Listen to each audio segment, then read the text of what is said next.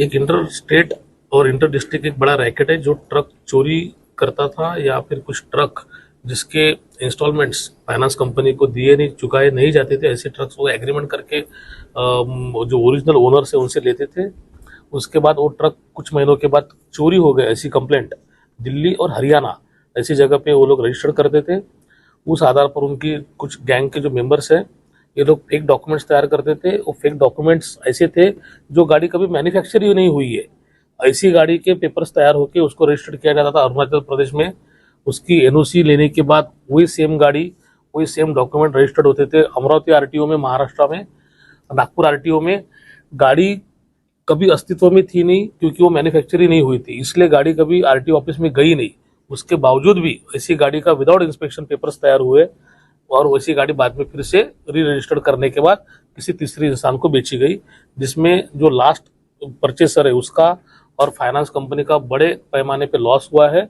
इसमें अभी तक नवी मुंबई क्राइम ब्रांच ने 29 गाड़ियां 29 ट्रक जो है वो जब्त किए हैं। जो मेन एक्यूज इसमें से जावेद करके, उसके ऊपर महाराष्ट्र में 10 जगहों पे और टोटल 10 ऑफेंसेस, और यूपी और हरियाणा में 9 ऑफेंसेस, ऐसे टोटल 19 ऑफेंसेस रजिस्टर्ड है। इसमें आरटीओ ऑफिसर्स भी हमने अरेस्ट किए हैं, motor inspector, assistant motor inspector और एआरटीओ रैंक के ऑफिसर्स हैं, जिन्हें हमें अमरावती से अभी तक अरेस्ट किया गया है। इसकी तहकीकात शुरू है। अरुणाचल प्रदेश में भी हमारी टीम तहकीकात कर रही है। इसके अलावा जो लोग भी इस रैकेट में शामिल है उनके ऊपर भी कार्रवाई की जाएगी। एक मोबाइल नंबर कम से कम 4 लोगों ने यूज करके उसका जो है उन्होंने अमरावती आरटीओ में रजिस्टर्ड करवाया था, जिसके ऊपर ओटीपी जाता था और उसी ओटीपी के आधार पर उन्हें नई न्यू रजिस्टर की हुई जो गाड़ियां है उसके आरसी बुक डिलीवर होते थे। मेन एक्यूज ने खुद के नाम पे 2 आधार कार्ड बनाए हैं, 2 अलग अलग पैन कार्ड्स बनाए हैं, वो भी हमने जब्त किए हैं। बाकी के जो शामिल आगे सामने आएंगे उनके ऊपर भी कार्रवाई। अभी तक हमारे पास तो केवल 29 ट्रक है, तो उसके बारे में हम बात करेंगे तो 5.5 करोड़ से ज्यादा उसकी कीमत है। इसके अलावा भी कोई ट्रक्स अगर है तो वो भी हम जब्त करेंगे, उसके भी फिगर्स हमें उसके बाद पता चलेगा। जनरली ऐसा जो है वो एमपीआईडी में किया जाता है, बट फिर भी अभी इसी इन्वेस्टिगेशन में भी जब से चालू हुआ है तब से आज तक इन्होंने कोई प्रॉपर्टी अगर ली होंगी तो उसके ऊपर भी हम लोग उसकी जांच करके इन्फॉर्मेशन कलेक्ट करेंगे। मौका का केस नहीं है, ये इकोनॉमिक ऑफेंस है।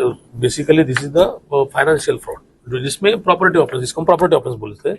प्रॉपर्टी ऑफेंस में इसमें अभी तक 420 के साथ फॉर्जरी के सेक्शंस लगे हैं और उसमें 413 भी सेक्शन हमने लगाया है, जिसमें बार बार चोरी की हुई मालमत्ता कोई खरीद रहा है तो इसके ऊपर वो भी सेक्शन लगाया है, प्लस 120 भी लगाया है, जिसके तहत क्रिमिनल कॉन्स्पिरेसी भी ये इसमें हमको दिखाई देती है। वो आरटीओ ऑफिसर है, उनका काम इंस्पेक्शन का, जो मैंने अभी आपको प्रेस नोट में ऑलरेडी दिए हैं, तो आप उसमें देख लीजिए, उसमें हमने सब चीजें मेंशन की है। करीब करीब एक 30 से 32 साल की हो सकती है।